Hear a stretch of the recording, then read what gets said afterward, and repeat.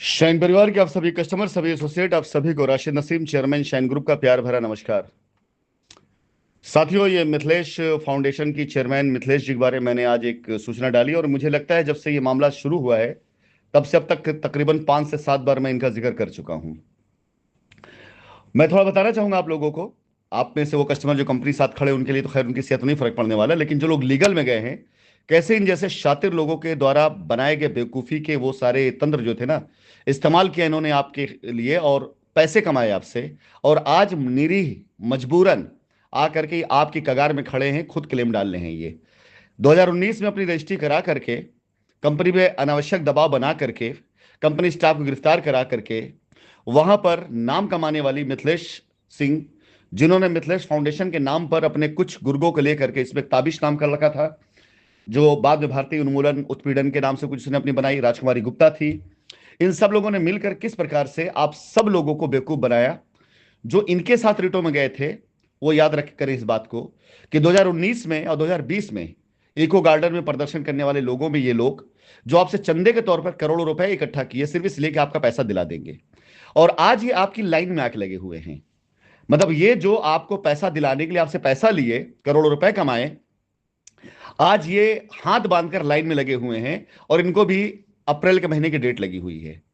मैं चैलेंज देके कहता हूं कि इनका क्लेम पास नहीं हो सकता। क्यों? क्योंकि इन्होंने एफआईआर में जो लिखे हैं वो साबित ही नहीं कर पाएंगी।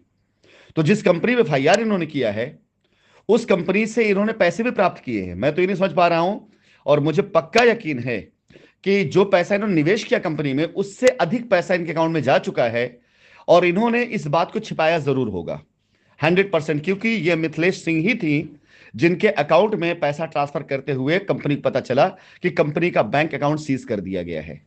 उससे ठीक एक दिन पहले भी इनके अकाउंट पैसा गया था। ये उस समय एसीपी महोदया जो थी यहां पर, उनके गोमती नगर में, उनके द्वारा प्रेशर बना करके, और सीओ जो वहां के चौकी इंचार्ज थे उनके ऊपर प्रेशर बना करके बाकायदा ऑफिस में आ करके बैठ करके पैसे ट्रांसफर कराती थी।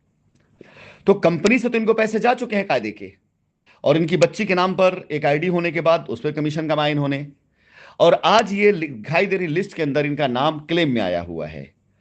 तो पहले तो इन्होंने जिन लोगों से पैसे वसूले पैसा दिलाने के नाम पर 2019 और 20 में इको गार्डन में धरना प्रदर्शन कराया, जरा ये उनको जवाब दे दे कि जब इतनी ही निरीह थी और इनको भी आके किसी लाइन में लगना था तो वहां पर उन कस्टमरों को बहकाने की क्या आवश्यकता थी। आप जैसे लोगों की वजह से ये नौबत आई है।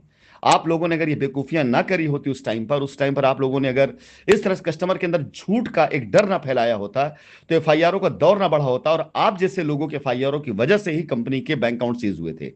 और कंपनी बैंक अकाउंट जब सीज हुआ है तो वहां से शुरू हुई कंपनी के खिलाफ में एफआईआरों की और तेजी। क्योंकि जब तक बैंक अकाउंट खुले थे कंपनी पैसे ट्रांसफर कर रही थी, और उस ट्रांसफर करने की वजह से आप जैसे लोग ब्लैकमेल करते थे कंपनी को, आकर बैठ जाते थे और उत्तमा हो गए, शकील हो गए, शबीब हो गए, सब अकाउंट डिपार्टमेंट लोग, सोनल हो गए, जो अप्रूव करते थे आपकी लाइबिलिटी कि हाँ इनका इतना पैसा दे दिया जाए। तो इनका नाम आपने डाला सिर्फ इसलिए कि इनका नाम डाल देंगे तो आपको पैसा मिलेगा। तो ब्लैकमेलर बन करके आपने ऑफिस से बैठ करके ब्लैकमेल करके ऑफिस का पैसा लेके गई। उसके बाद आपने बाहर आकर एक संगठन बनाया, एक संस्था बनाई, ऑर्गेनाइज तरीके से आपने क्राइम किया और बाकायदा लोगों को, पब्लिक को इकट्ठा कर कंपनी के खिलाफ बहकाया। करोड़ों रुपए अपने अकाउंट में लिया आपने। दुबई घूमने के लिए गई आप, वहां पे मार्केटिंग की, खरीदारी की आपने। वहां से लौट करके लोगों को झूठ बोला आपने कि आप दुबई जाकर के राशिद नसीम को प्रत्यर्पण कराने के लिए गई थी, काउंसलेंट गई थी। सब झूठ था। आपने सिर्फ आकर दुबई मॉल में मार्केटिंग खरीदी, सामान खरीदा आपने, और उसके बाद बैठ गई घर पे आराम से ताबिश बाबू से लड़ाई करके, दोनों आपस में पैसे बांट करके, और पैसे की मारामारी हुई, और बैठ गई अपने घर में आप कि बस अब खत्म हो गई कहानी।